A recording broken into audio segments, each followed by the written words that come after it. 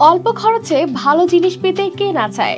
একই জিনিস, পার্থক্য শুধু দামে। এটি এমন একটি জায়গা যেখানে রান্নাঘরের তৈজসপত্র থেকে শুরু করে বিলাসবহুল সোফা, এমনকি ব্রিটিশ আমলের পুরনো বন্দুক পর্যন্ত সবই মিলে একসাথে, তাও সাধারণ বাজার দাম থেকে কম মূল্যে। তাই তো ক্রেতারাও যেন হুমড়ি খেয়ে পড়েন এই বাজার থেকে জিনিসপত্র কিনতে। বছরে এই বাজারে লেনদেন হয় প্রায় 15,000 কোটি টাকা। শিপের জিনিস নিতে আসছে এখানে, বাইরে থেকে এখানে দাম অনেকটা কম, সেই জন্য আসছি।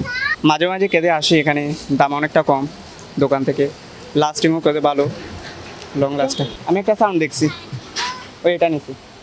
চট্টগ্রামের বাঁশবাড়িয়া থেকে ফৌজদার হাট পর্যন্ত ঢাকা চট্টগ্রাম মহাসড়কের দুই পাশে গড়ে উঠেছে এমনই এক ব্যতিক্রমী বাজার।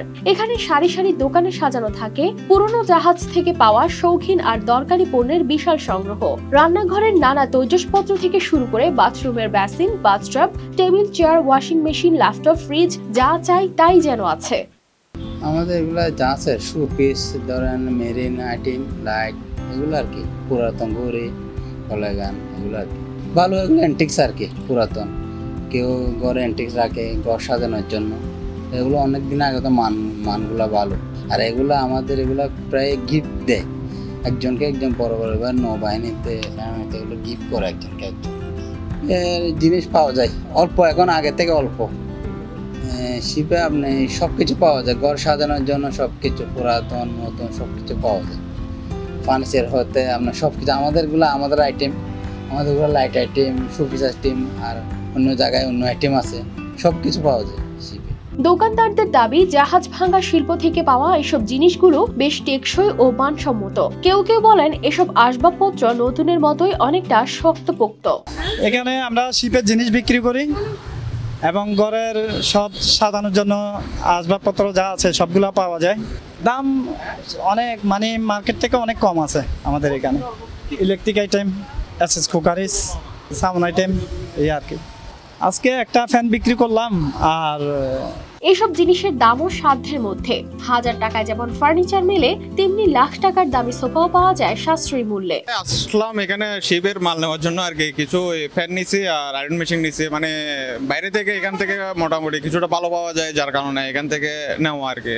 দাম মার্কেট থেকে কিছুটা একটু কমের মধ্যে পাওয়া যায়, যার কারণে এখান থেকে নিতেছি, এখান থেকে নিই আর কি। প্রায় সময় আসে, মাঝে মধ্যে যা টুকিটাকি যেগুলো লাগে এগুলো নিয়ে যায় আর কি। শুধু ব্যবহৃত জিনিসই নয়, মেলে অব্যবহৃত বিস্কুট, সাবান, টুথপেস্ট, এমনকি মেডিকেল সরঞ্জামও। এসব পণ্যের বড় একটি অংশ চলে যায় বিদেশে, বাকিগুলো কিনে নেন স্থানীয়রা। আমি কিছু ইলেকট্রিক জিনিস খুঁজতেছি, এটা জাহাজের, যেহেতু এটা এখানে জাহাজের ছাড়া অন্য কিছু বিক্রি হয় না। আমি তো জিনিসপত্রের মান ভালোই মনে করি। আমি আরও আগেও ভিডিও দেখছি ওনাদের দোকানের, যে আসছি আমি। এখানে টিকসই মাল, আসলে সত্যি কথা হলে এখানে টিকসই মাল, যেহেতু বাইরের মাল, এখানে কোনো মানে ভেজাল কিছু নাই। বিদেশ থেকে আসা এসব বিশাল জাহাজ যখন আর চলাচলের উপযোগী থাকে না, তখন সেগুলো এনে ভেঙে ফেলা হয়। আর ভাঙার সময় যেসব জিনিস অক্ষত থাকে, যেমন ফ্রিজ, টিভি, সোফা, বেসিন, এমনকি পুরনো বন্দুক পর্যন্ত, সবই আলাদা করে বিক্রি করা হয় এসব দোকানে। আর এভাবেই জাহাজ ভাঙার শিল্প ঘিরেই গড়ে উঠেছে প্রায় 1000 খানেক ব্যবসা প্রতিষ্ঠান। কর্মসংস্থান হয়েছে হাজার হাজার মানুষের। News desk, RTV।